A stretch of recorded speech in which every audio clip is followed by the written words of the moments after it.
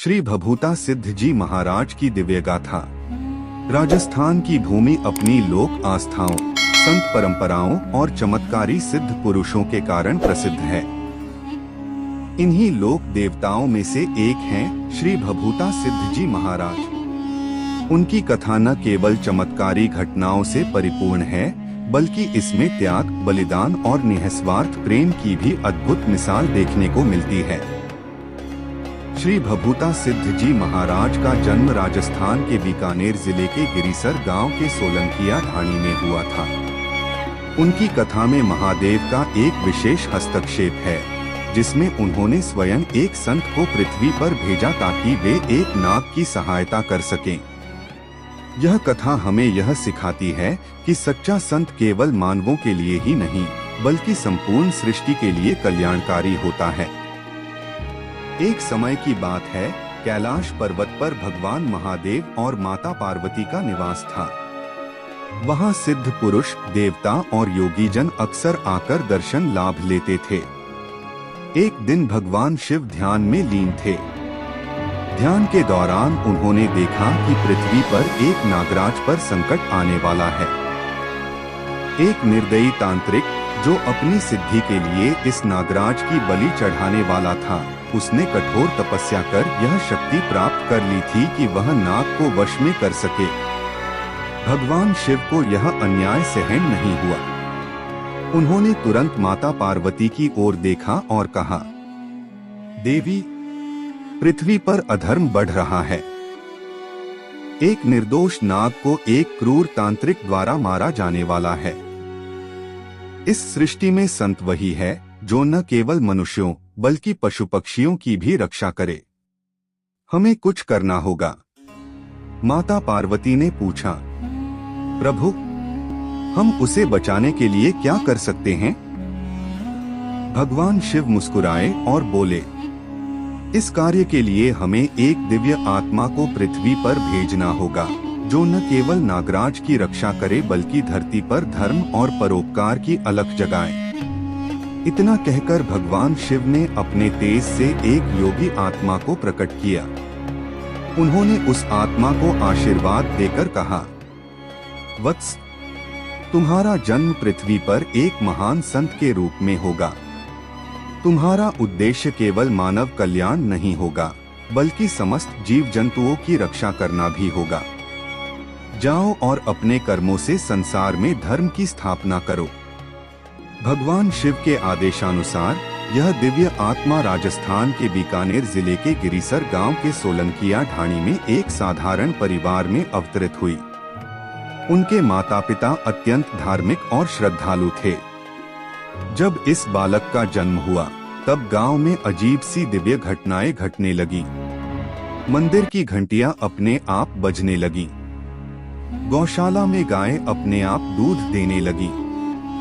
गांव के चारों ओर एक दिव्य प्रकाश फैल गया। इन सभी चमत्कारों को देखकर गांव के बुजुर्गों ने कहा, यह कोई साधारण बालक नहीं, बल्कि किसी सिद्ध पुरुष का अवतार है। बालक को भभूता सिद्ध नाम दिया गया, क्योंकि वे बचपन से ही महादेव के भक्त थे और उनके शरीर पर भस्म भभूता लगी रहती थी। भभूता सिद्ध जी ने बचपन में ही अद्भुत आध्यात्मिक गुण दिखाने शुरू कर दिए थे। वे अक्सर जंगल में जाकर ध्यान में लीन हो जाते और जानवरों से घिरे रहते। समय बीतता गया। अब भभूता सिद्ध जी युवा हो गए। एक दिन वे साधना में लीन थे, तभी उन्हें नागराज की पुकार सुनाई दी। यह वही नागराज थे जिनकी रक्षा के लिए महादेव ने उन्हें पृथ्वी पर भेजा था। भभूता सिद्ध जी ने अपनी सिद्ध शक्ति से जाना कि एक क्रूर तांत्रिक ने नागराज को वश में कर लिया है और बलि देने की तैयारी कर रहा है। वे तुरंत वहां पहुंचे और तांत्रिक को ललकारते हुए बोले, अरे अधर्मी, तूने एक निर्दोष जीव को क्यों कैद किया है? तांत्रिक हंसते हुए बोला, संत महात्मा, तुम साधु हो, अपने मार्ग पर चलो। यह मेरी सिद्धि का यज्ञ है, इसमें बाधा मत डालो। लेकिन भभूता सिद्ध जी ने अपनी दिव्य दृष्टि से देखा कि यह तांत्रिक न केवल नागराज बल्कि कई अन्य निर्दोष प्राणियों की बलि दे चुका था। वे क्रोधित हो गए और बोले, धर्म के विरुद्ध कार्य करने वालों का अंत निश्चित है। यह कहते ही उन्होंने अपना त्रिशूल उठाया और तांत्रिक की ओर उछाल दिया। त्रिशूल के स्पर्श मात्र से ही तांत्रिक जलकर भस्म हो गया। नागराज को मुक्त करने के बाद भभूता सिद्ध जी ने उसे प्रेम से सहलाया और कहा, अब तुम स्वतंत्र हो। इस संसार में सभी जीवों को जीने का समान अधिकार है। नागराज अत्यंत कृतज्ञ हुए और बोले, हे सिद्ध पुरुष, आपने मेरी रक्षा की है, मैं सदा आपका ऋणी रहूंगा। लेकिन विधि का विधान कुछ और था। कुछ समय बाद वही नागराज, जो भभूता सिद्ध जी के आश्रम में रहा करता था, अनजाने में एक ग्रामीण को डंस बैठा। गांव वालों में क्रोध फैल गया। गांव वालों ने नागराज को मारने की ठान ली। लेकिन तभी भभूता सिद्ध जी ने आगे बढ़कर कहा, इस नागराज को मारने की आवश्यकता नहीं है।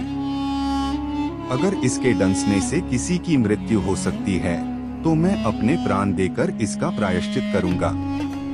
इतना कहकर उन्होंने नागराज से कहा, हे प्रिय नाग, तुम मुझे डंसो ताकि गांव वालों का क्रोध शांत हो जाए और तुम्हारी जान बच सके। नागराज यह सुनकर फूट फूट कर रोने लगे। वे बोले, हे प्रभु, मैं ऐसा नहीं कर सकता। आपने मेरी रक्षा की थी, मैं आपको कैसे मार सकता हूँ? भभूता सिद्ध जी ने मुस्कुराते हुए कहा, जीवन मरण केवल एक परिवर्तन है।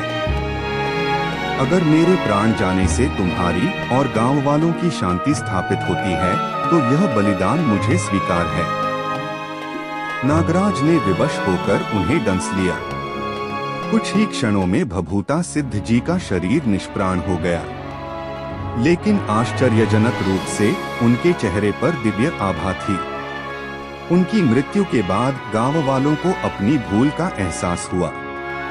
उन्होंने भभूता सिद्ध जी को देवता मानकर उनकी मूर्ति और मंदिर स्थापित किया। आज राजस्थान के बीकानेर और नागौर में उनके कई मंदिर हैं, जहां भक्तगण उनकी पूजा करते हैं। उनकी इस कथा से हमें सीखने को मिलता है कि सच्चा संत वही होता है जो न केवल मानवता बल्कि संपूर्ण जीव जगत के लिए अपने प्राण न्यौछावर कर सके। बोलिए जय श्री भभूता सिद्ध जी महाराज।